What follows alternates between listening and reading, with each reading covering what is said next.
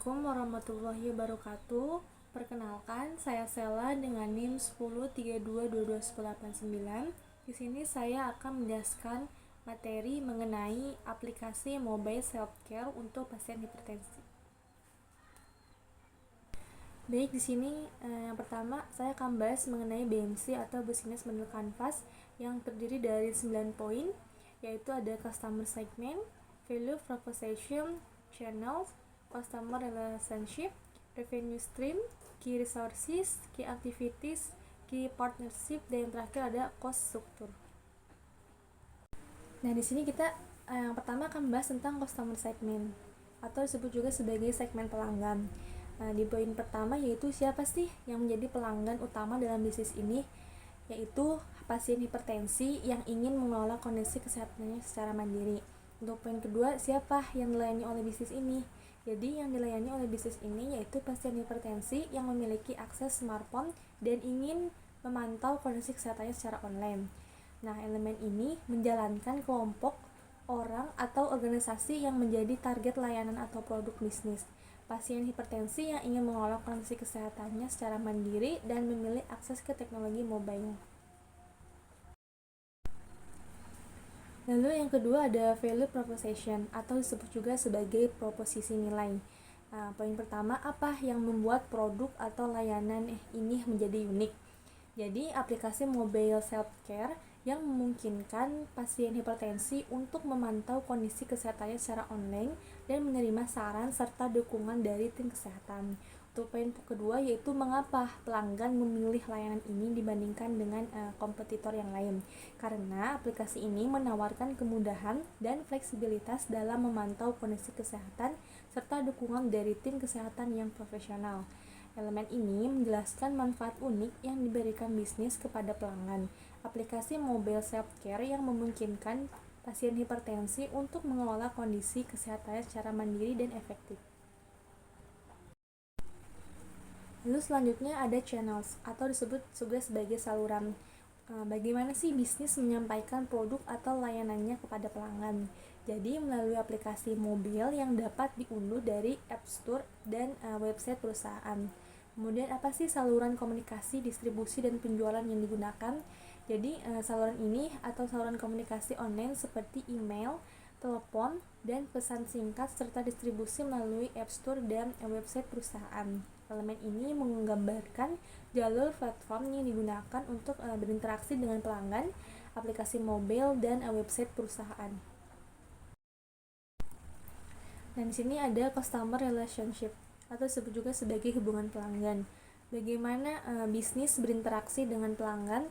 Jadi melalui aplikasi mobile dan website perusahaan serta tim kesehatan yang siap membantu dan memberikan dukungan kepada pasien. Lalu apa sih bentuk hubungan yang dibangun seperti personal dan komunitas? Nah, jadi hubungan yang dibangun adalah hubungan yang personal dan komunitas karena pasien dapat berinteraksi dengan tim kesehatan dan pasien lainnya melalui aplikasi mobile. Elemen ini menjelaskan cara bisnis menjaga dan meningkatkan hubungan dengan pelanggan. Melalui dukungan ini, tim kesehatan dan fitur-fitur aplikasi mobil yang memungkinkan pasien untuk memantau kondisi kesehatannya. Lalu di sini ada revenue stream, bisa disebut juga sebagai sumber pendapatan. Dari mana sih bisnis menghasilkan pendapatan? Jadi dari langganan aplikasi mobil dan penjualan data kesehatan kepada perusahaan asuransi atau lembaga kesehatan. Lalu apa sih metode pembayaran atau aliran pemasukan yang dimiliki? Yaitu dengan menggunakan metode pembayaran online seperti kartu kredit atau PayPal. Elemen ini menjelaskan berbagai cara bisnis mendapatkan keuntungan melalui langganan aplikasi mobile dan penjualan data kesehatan. Lalu di sini ada key resources atau disebut juga sebagai aktivitas kunci.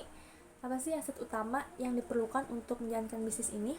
Yaitu tim kesehatan yang profesional, teknologi mobile, dan infrastruktur IT yang memadai.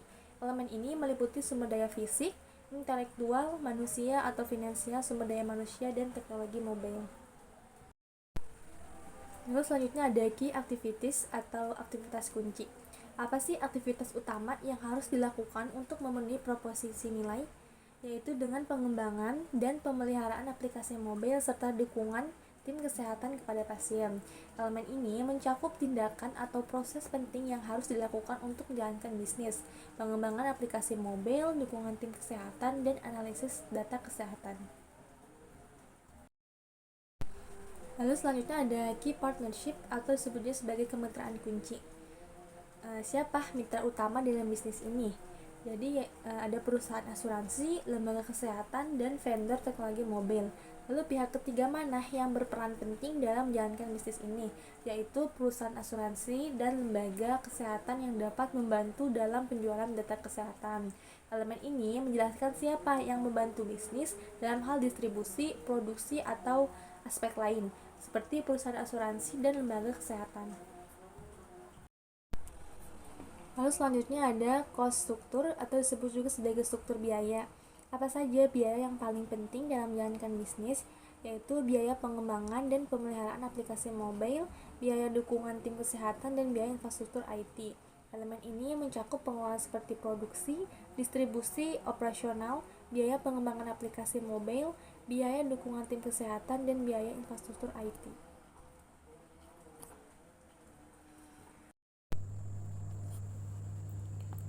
Baik, selanjutnya kita akan membahas tentang Value Proposition Canvas atau PPC yang terdiri dari 6 poin, yaitu ada Customer Jobs, Pains, Gains, Product and Service, Pains Relievers, dan Gains Creators.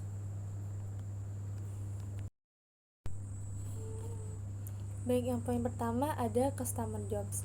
Pasien hipertensi ingin mencapai beberapa hal, yaitu dengan mengolah kesehatan dan memantau tekanan darah, mengambil obat secara teratur, mengurangi stres dan kecemasan, serta mempertahankan gaya hidup sehat. Baik, selanjutnya sini ada pains. Jadi, pasien hipertensi sering menghadapi beberapa masalah, seperti masalah kesehatan, contohnya seperti tekanan darah tidak terkontrol, risiko stroke, dan penyakit jantung. Selanjutnya ada masalah pengobatan, yaitu seperti kesulitan mengingat jadwal obat, tidak memahami instruksi pengobatan. Lalu ada masalah gaya hidup, seperti kesulitan mengatur pola makan yang sehat, kurangnya aktivitas fisik. Yang terakhir yaitu masalah akses, yaitu sulitnya mengakses informasi tentang hipertensi dan layanan kesehatan. Selanjutnya di sini ada gains. Pasien hipertensi mengharapkan beberapa manfaat dari aplikasi mobile SetCare ini, yaitu yang pertama ada pengelolaan tekanan darah dengan cara memantau tekanan darah secara teratur dan mendapatkan notifikasi jika terjadi perubahan. Yang kedua sebagai pengingat obat dengan cara pengingat jadwal obat dan instruksi pengobatan. Yang tiga sebagai informasi kesehatan, yaitu dengan cara akses ke informasi tentang hipertensi, gaya hidup sehat, dan manajemen stres. Dan terakhir yaitu sebagai dukungan komunitas dengan cara terhubung dengan pasien lain yang memiliki kondisi serupa. Selanjutnya ada product and service. Aplikasi mobile SetCare ini untuk pasien hipertensi dapat menawarkan beberapa fitur.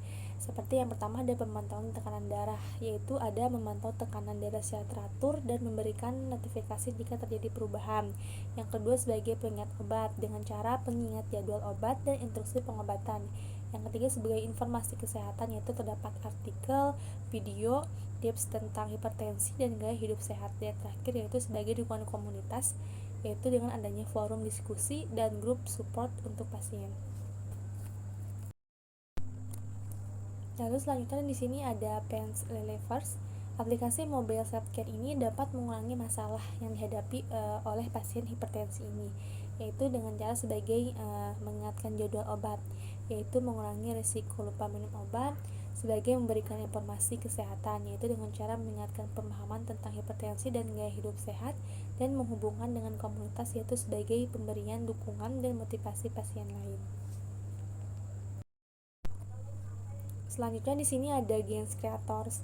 Aplikasi mobile SetCare dapat memberikan manfaat tambahan nih, yaitu yang pertama meningkatkan kualitas hidup dengan cara membantu pasien mengolah tekanan darah dan meningkatkan kualitas hidup.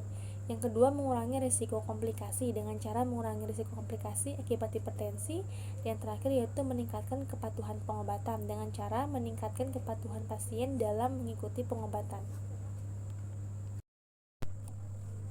Jadi, dapat disimpulkan dengan menggunakan konsep BMC dan Value Proposition Canvas, aplikasi mobile self-care untuk pasien hipertensi dapat dirancang untuk memenuhi kebutuhan dan keinginan pasien, serta menyediakan nilai yang unik dan bermanfaat bagi mereka. Baik, mungkin hanya itu yang bisa saya sampaikan mengenai materi BMC dan PPC pada aplikasi mobile self-care untuk pasien hipertensi. Kurang lebihnya mohon maaf. Wabillahi taufiq wal hidayah. Wassalamualaikum warahmatullahi wabarakatuh.